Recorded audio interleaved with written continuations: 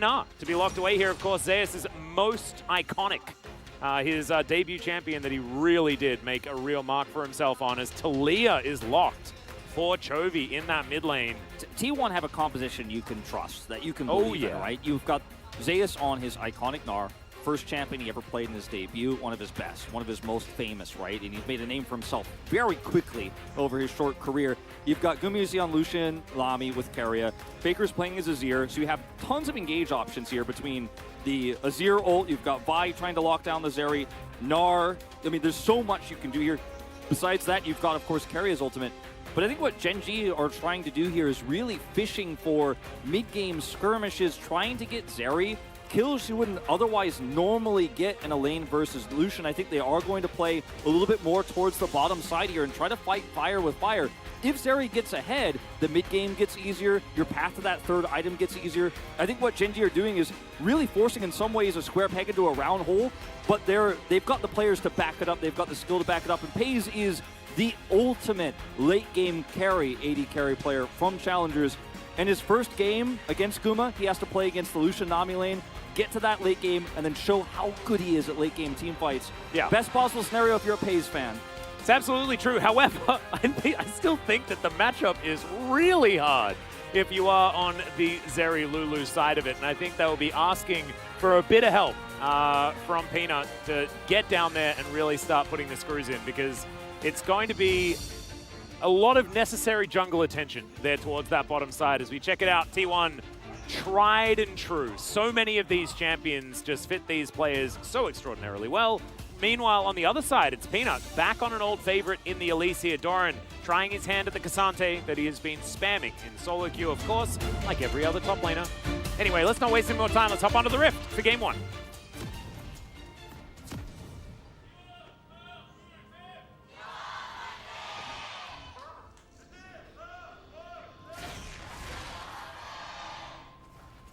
All right, here we go, onto the Rift for the first game of T1 versus Gen G.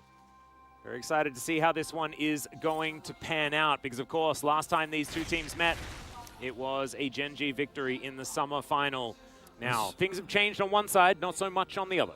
It's so interesting because in some ways, the reason why Gen G was so dominant that season and why they crushed the finals was because Ruler and Lehens knew the meta so extremely well. They were the best Zeri duo, and they were the best Lucian duo.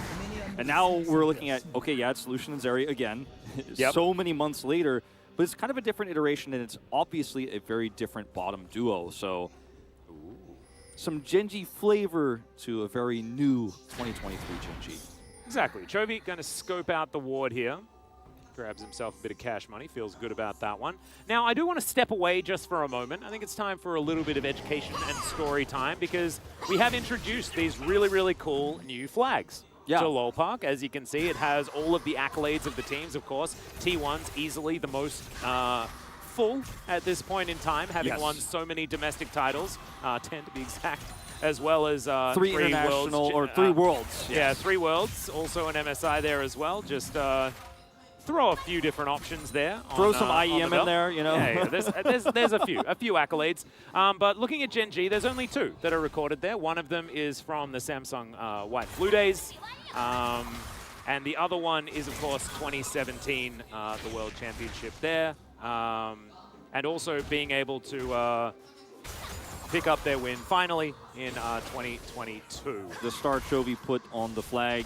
Yep, but Gen G have the ability to choose which one of the accolades from their spot. Because, of course, I mean, that could also include MVP Oza, because the slot was purchased by Gen G eventually, but did go down the line many, many times. But they've decided that they want to start their own legacy. They're only including a couple of their accolades. Whereas on the other side of the coin, you've got teams like Humble Life Esports that have taken the 2016 victory of Rox Tigers, because that was the slot that they took over. They've included that one on their flag. And Brion, a similar thing. Najin E Empire in 2012. They've taken that star as well, just to show a bit of the legacy in choosing to do so. And the teams had the opportunity to either do it or not do it, based on their slot. Speaking of Rox Tigers, you can see Peanut's win rate on Elise. Hey, there we go. Pretty high across his time. And Yeah, they wanted to honor that MVP rejoined the league, so didn't steal that one. But in the top lane, Zeus is in trouble. Yeah, might be having a bit of a bad time here. Turret not going to get tanked just yet. This is being played pretty beautifully by the Gnar. However, can be a very difficult time as Doran going to very comfortably just move out of the turret range. Elise, she's just the best diver. Okay, Chovy in a bit of trouble here as he does just flick back the Emperor of Shurima. Faker will assert his dominance, though, as Chovy may just go back home. That was very close there for Chovy, who doesn't have to use Ghost or anything. Barely had enough mana to use that shove to get himself out safely. Yeah, the dive potential of this Elise, we talked about it. You're not going to be using it defensively at that level 3 timing because the Zeri and Lulu should be under pressure in the lane against this Lucian Nami. You're going to be using it on the top side of the map with the K'Sante pick against the Gnar. And I think T1 very well aware that this is a possibility, but unfortunately Vi's on Raptors right now. Owner's not here to help you out. Like you mentioned, the hop here is beautiful. Jumps on Doran's head, saves the flash here till the last possible second. But there's just too much damage in the kit here of K'Sante this early, and with the repel, there's no way Elise dies to turret. Super easy dive, like you said, for Elise. So strong early on. So already, you know, making us believers a little bit of a different type of Elise, not just bot dive only, and he's back.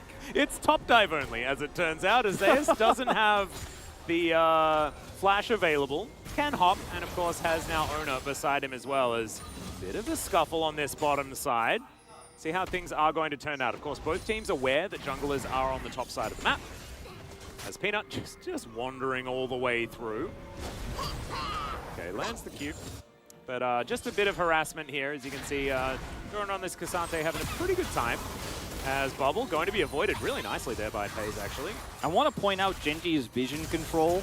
They have 3 wards on the top side of the map, a control ward deep next to Raptors. Peanut knows he can pull this off. He's the heal going to be used preemptively. That is a great cleanse just after the relentless pursuit. Gumayusi may still go down, and there it is. Second blood, sorry, going over to FaZe. But he may just go down. Peanut going to be the first one to fall. Now FaZe looking for even more. This is aggressive. Flash is the last possible second to get out of the way of the Aqua Prison. Genji, they give away 1 kill in the aftermath, but otherwise a dive that does work out until it doesn't. Like I said, though, fishing for those early Zeri kills here in a lot of ways around these early skirmishes, it was tough to pull off, and they did it at the expense of Peanut. But all of that vision I was talking about made Peanut feel like he was safe to pull this off. But let me draw your attention to the mini-map where we actually see Owner passing through lane to make sure he's unseen, knowing this dive is coming. Peanut was spotted top. They know he's passing bottom to look for this dive, and Owner is here. Unfortunately, seconds too late to save his AD carry, but it'll at least take Peanut down as a trade of kills. So really calculated on both sides of the junglers here. FaZe loses flash as well, which could be relevant in the coming moments as Owner hits level 6. No, absolutely. I think actually getting that flash towards the end there is almost even more important than taking down Peanut there with the attempted flash vault breaker from Owner. So not end of the world or anything like that for T1. They're only down a couple of 100 gold, and we've already spoken at length about their composition and its strength, especially as the game continues on. I think mid-game is going to be such a dangerous time for Genji before FaZe has hit that 3-item power spike. Doing a decent job here in this lane, as you can see. Very even on farm. And now with the rest of the map working out quite nicely for him, especially there towards the top side with this K'Sante in the early game doing very, very well. Like we've seen sort of across the world, really. K'Sante's been played a heck of a lot in the LPL, but hasn't been very successful at picking up wins. I think a lot of people really like him for the laning phase, but haven't found a way to really transition towards getting those teamfight wins in the later stages of the game. But we'll see how Doran's going to be able to do here. We saw in Challenger earlier in the week that K'Sante was a bit up or down. We did see those K'Sante moments where it feels like he dashes an infinite number of times and you die, which has been my experience personally. But often you do see him sort of run out of steam. And he's a really unique champion in that he's very tanky and annoying to deal with, but then he also becomes a deadly killing force, right, in a team fight. And this is the thin line that Guma and Keria are going to have to walk in these team fights, is how do we chip away at this frontliner while also making sure that he's not in range to kill us, shove us through a wall, and create a disaster in the back line, where then you have a Zeri who's just completely uncontested in DPS. Faker has to do a lot of carrying. I mean, Faker himself could be vulnerable if he decides to shuffle in. Doran pops his all out, and then Faker dies. So very scary top laner to deal with in mid to late game team fights. As Peanut's going back for another pass here. Owner this time with ult available. There's a Weaver's Wall up here as well. Peanut does kind of get thrown away, but the Cocoon is still going to land. Gumayushi will be the first to fall. Carrier now down here. Peanut goes up into the sky, trying to escape this one. The glitter lands, but the turret, never mind.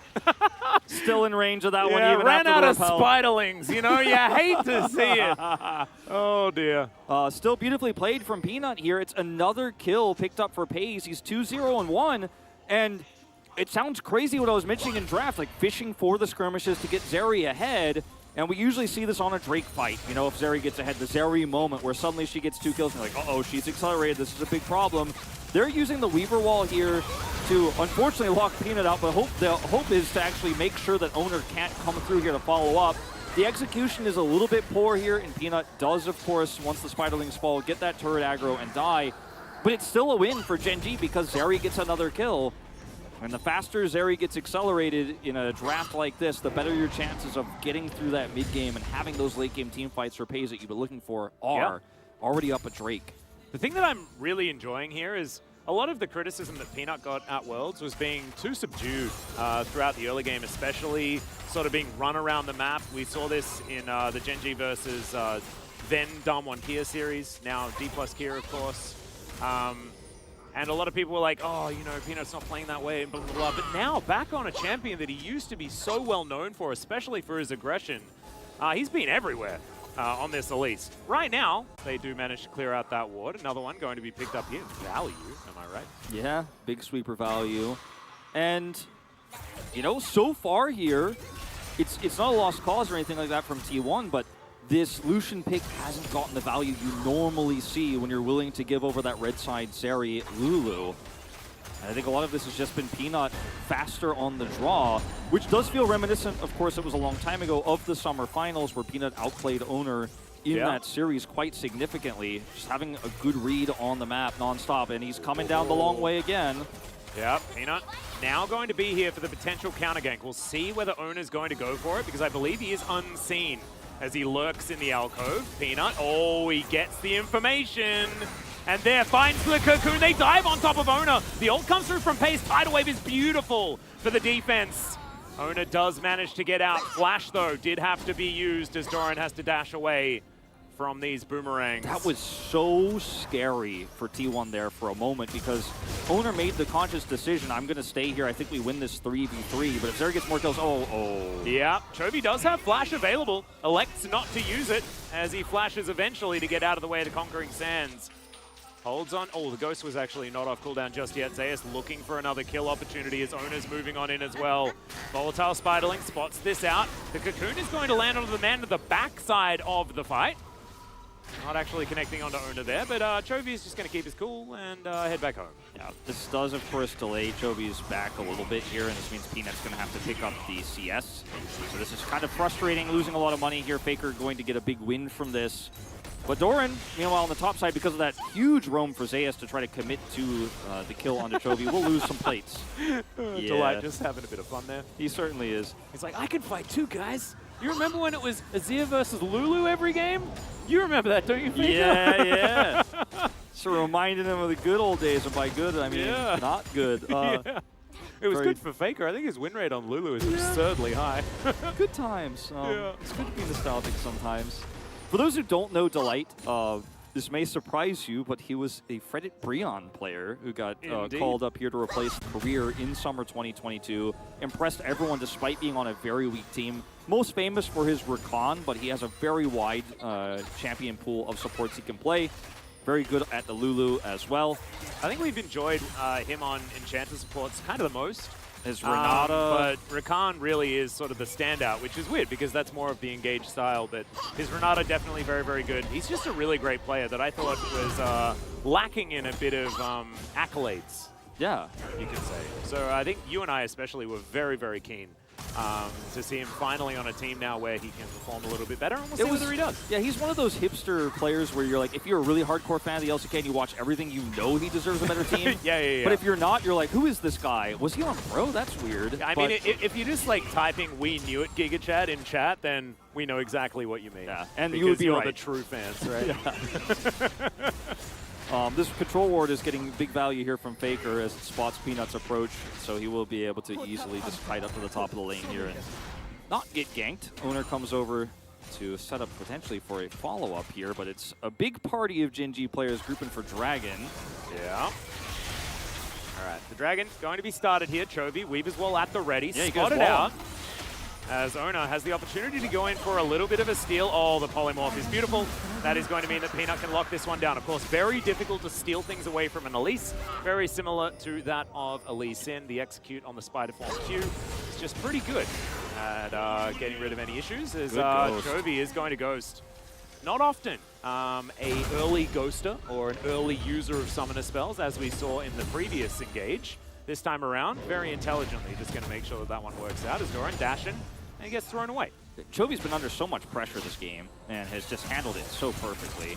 Finds himself significantly behind in CS as a result, and it's a tough matchup into his ear, obviously, to win that, because Faker is going to have that extra prio, he has that extra range, but he survived so many attempts by Owner and crew and walks away unscathed, essentially using his unsealed spellbook to grab more value out of Ghost.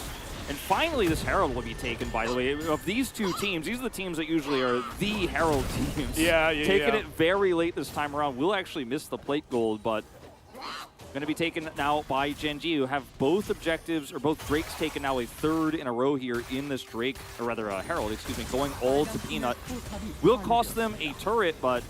Yeah, I mean, what's happening here? The bottom lane is just being forsaken. Hayes is going to grab himself a red buff. Yeah. And T1 are going to look for an inner turret. I mean, what are Gen G going to do about it? They've also got full pressure here in this mid lane as well.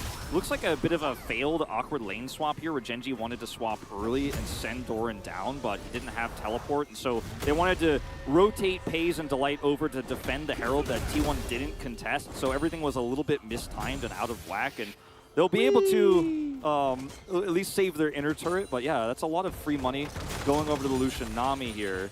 Yeah, really nicely played from T1 macro-wise, but a little bit of a flub, it felt like, for Gen G, dropping the ball slightly.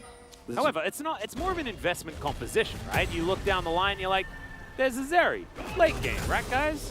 I'm not sure whether that's exactly how this composition is going to work in the later stages, because they have a lot of more pick and skirmish mid-game style champions around the Zeri. Yeah. But Zeri by herself is late game win condition, right? As Faker, yeah. Not going to get found out. Will get flicked as Owner looking for his opportunity. Cease and desist available, but not going to be used. Can't hide on bush, the hide on bush. Exactly. He invented this. Will use his game sense there and blue trinket to spot out those enemies and then back away. And Gen G having a bit of a rougher early mid-game here in terms of finding value. Do have a Herald that's very late that they can't get much value out of. In fact, are going to lose their mid-turret here to the group of a 4. 1-3-1-ing in terms of getting extra experience here, but not threatening that bottom turret is Doran, nor is Chovy in a position where he can actually guarantee that turret gold top himself. Faker's just going to come up here and collect the pieces. It's a cannon wave, so he's not losing much. So T1 really losing nothing, and it's they who actually come and grab mid-turret, even Heraldless. Yeah. And, I mean, there is a lot about this that is T1 just having better macro, better understanding and better positioning around the map, but also a little bit can be said about how Gen G's playing this one out. Tidal Wave is going to come through. Pays now kiting quite nicely here as Gumayushi just gives Doran a back massage. Zeus getting thrown back, but the Narbar is going to come through. Still needs to be respected. They're unable to get the outer turret in the mid lane. Shirley does basically nothing there. And meanwhile, Faker's on the top side of the map. Weaver's Wall will come in, and now Gen G are trying to force. There it is. Owner should be taken down here as Pays manages to pick up that kill, but Peanut immediately taken out. Doran just running behind the turret, diving forward onto Zeus, and Faker just says, welcome to the LCK, Pays. You're just now some money in my pocket. He's now slightly overextended. Doran will be able to take him down, but the message has been sent. The message was sent for sure, Atlas, but they actually take the Zeri out this time. A third kill does go over, but at least they prevent Zeri from getting a little bit too crazy in this team fight, because we might have had to certify that one otherwise. Starting this fight off, Faker is on top turret, Gen.G know he has teleport, but they want to actually attack this angle so quickly that they get the instant blow up. It's really Zeus who's the hero of this fight because his Narbar is ready. He gets the knockback, buys enough time for Faker to teleport in, and then Faker gets the huge Emperor's Divide. Without that play from Zeus, they don't have enough time. Faker gets turned on, Zeri survives, and it's a completely different story. Still good here for Gen.G overall, forcing out that teleport, saving the top turret. But it could have been a lot worse if Zeus hadn't had that heroic play. Yeah. T1 come out the other end of this feeling very, very good as far as money is concerned. They will now lose their top outer turret. There it goes. But in position to deny Soul Point. Very valuable Soul as well if they're able to stack up more of them. My goodness, that sounds very, very scary. Yeah, exactly. If Gen.G can lock it down, it feels great for them also. But teleport going to come towards that mid lane. Yeah, Cassante for Doran here, like you say, coming around here on the backside a little bit, has to clear this wave. T1 going to try to collapse in. Zeus trying to manage his Narbar really well here so we can set up for the engage. Now it's going to turn on to Doran, though he's so far back and alone. There it is. Cease and desist is going to come through. Doran tries to ult to get himself out of there. Does make him a little bit less defensive, but now Tidal Wave going to be used beautifully. Keria has to flash to get out of the way of his former teammate's flick. Not going to be seismically shoved this time around, though, but still, Keria with no flash. I mean, that's largely a dead Nami in a lot of scenarios. Doran has no TP, he has to run all the way back. This is really risky for Gen.G to contest, but they feel like with a full health Zeri, they've got enough here. Chovy still has ult. Yeah, Weaver's Wall can be so impactful in this moment. He's going to use it here, seeing whether he can split them off. Relentless Pursuit to get over the wall, but now Zeus in the back of the pit. He's going to be the one that locks down the Dragon. A disaster for Gen.G. They were really relying on that to give them that extra control of the game. But instead, they get nothing. That was so well played by Zeus in the right spot to try to deny this, but still very fortunate that he does lock that one down because the Weaver's Wall did split T1 quite literally in half, and there was no way to directly contest the Dragon otherwise without giving more kills over to Zeri. This all starts off with Doran looking for a long con flank after he pushed the mid wave in. He gets punished, quote unquote. He still escapes because Cassante is crazy. But once he's out of the fight, this is essentially a 5v4 fight that Chovy can dictate with his Weaver's Wall. And when he does come in to do this, like I said, very fortunate that Zeus can actually steal this one away. And that was forced to repel, I guess, but I think he came down. I think it was just a 50-50 that went awry. For sure.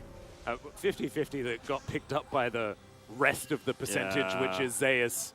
It was a bit of a missmite. Yeah, it's like a 49-49-2, and the 2 managed to get it.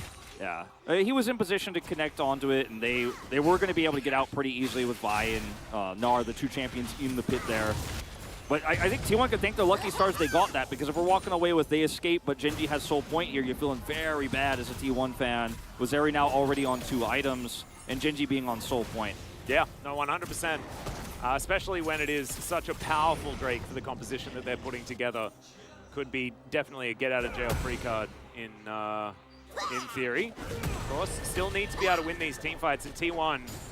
Remember, they didn't change this roster for a reason. It's because they do work so well together. They've got a comp that can perform extraordinarily well when they are on the same page. We've seen it already. Zeus going to move out of the way of that one quite comfortably.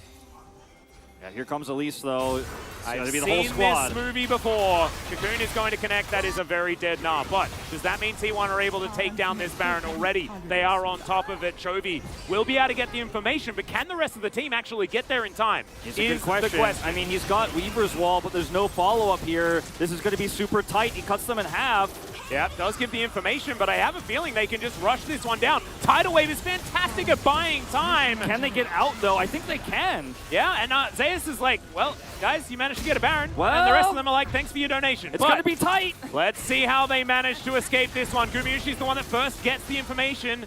There's now Chovy over from the side.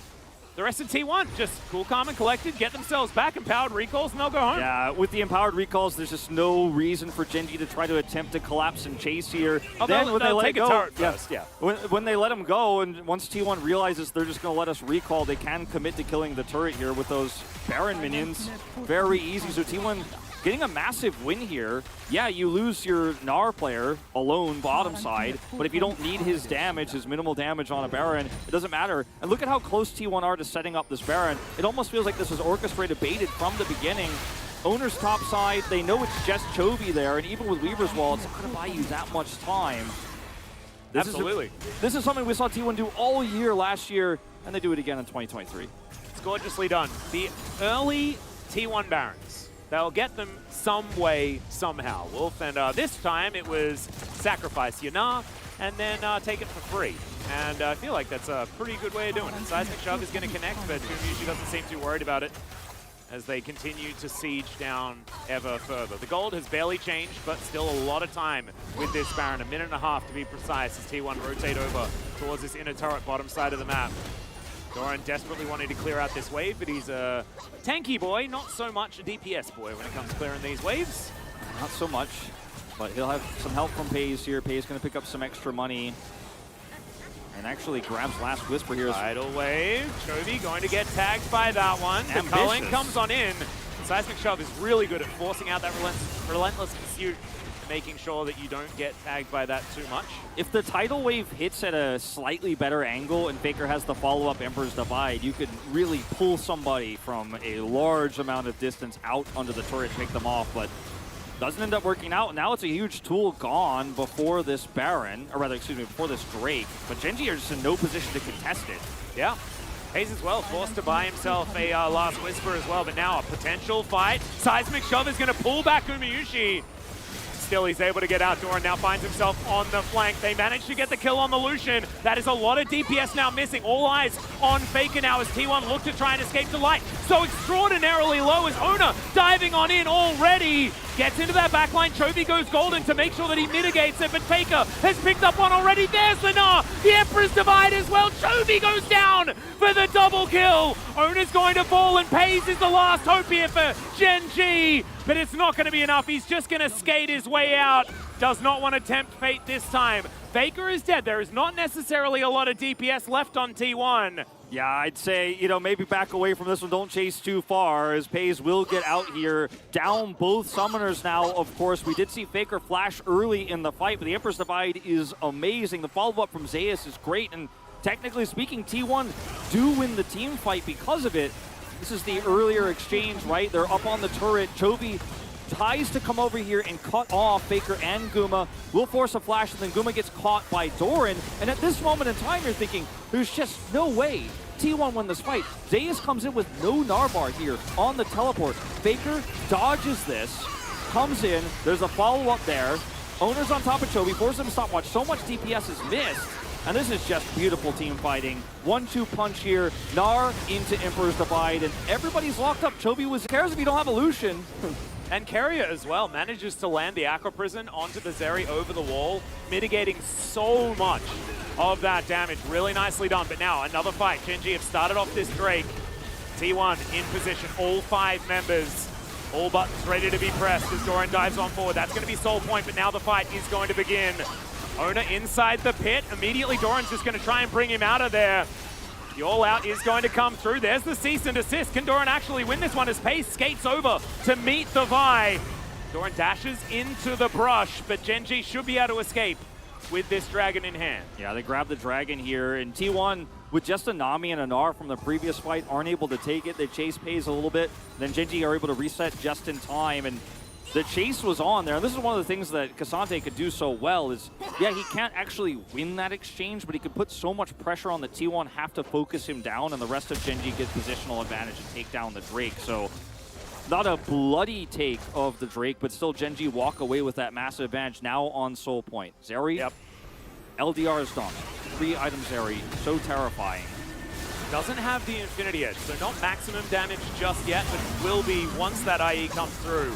An absolutely gigantic threat. LDR at this point, definitely a good idea, given the fact that those resistances have started to come through. You've pulled Owner out of this fight, and Zeus, he's like, I don't have a Gnar bar yet. Do I try to turn here and go for the fight on the right side, or do I try to punish this Cassante? And it's a tough call you have to make because your team is also kind of getting cut by that Chovy ultimate, right? The Weaver's Wall, and there's just so much being thrown at T1. It's so difficult to navigate these team fights when Genji has the good setup.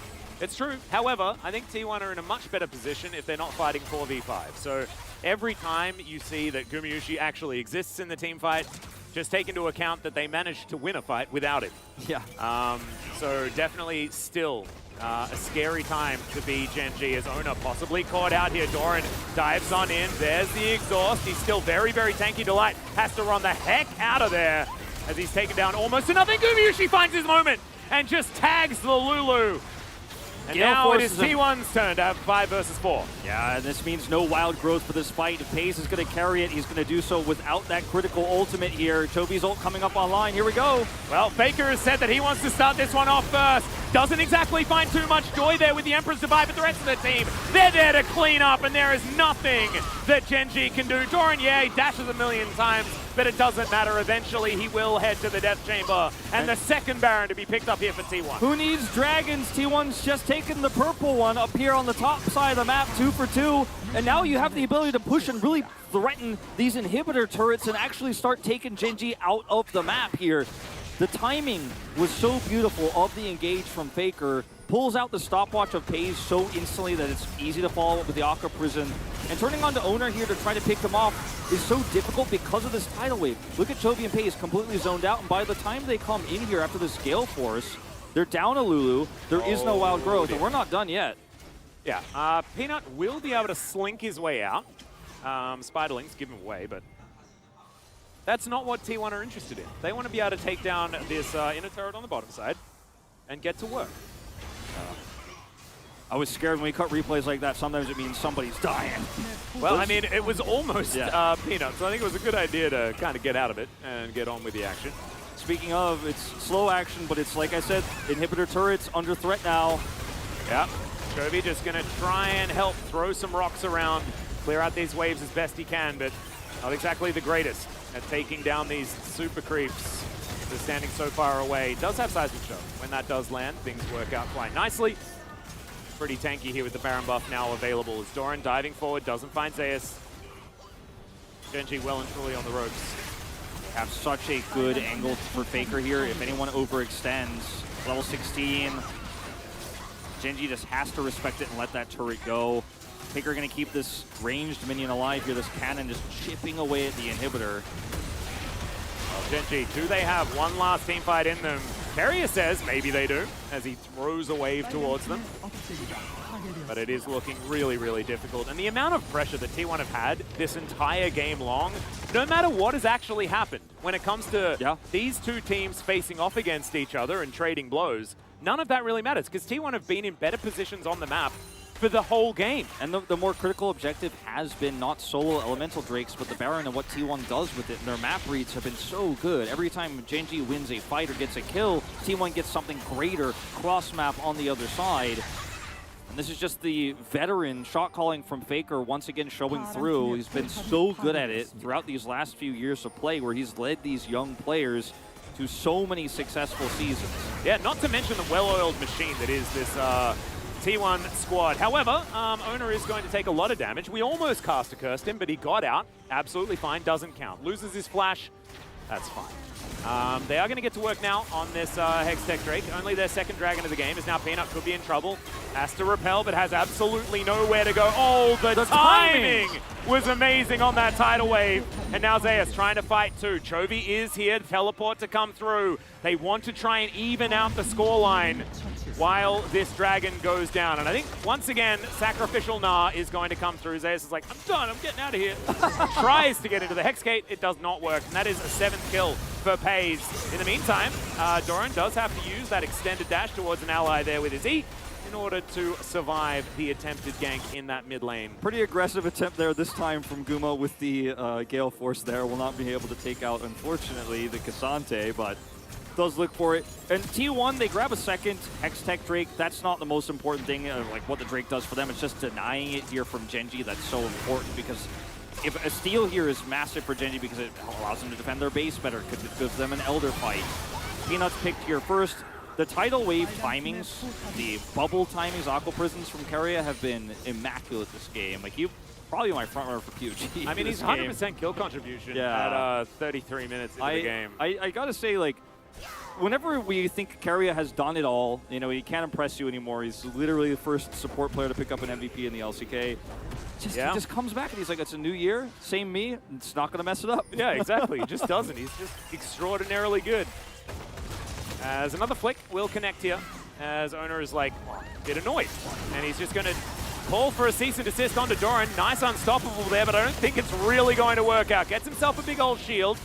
Does have the Gargoyle Stone Plate in order to help him survive. That means cooldown is now wasted, but does still have his Ghost intact. So not exactly end of the world or anything like that. And Gargoyle Stone Plate, not exactly the largest cooldown. So yeah, should be fine. He'll be okay.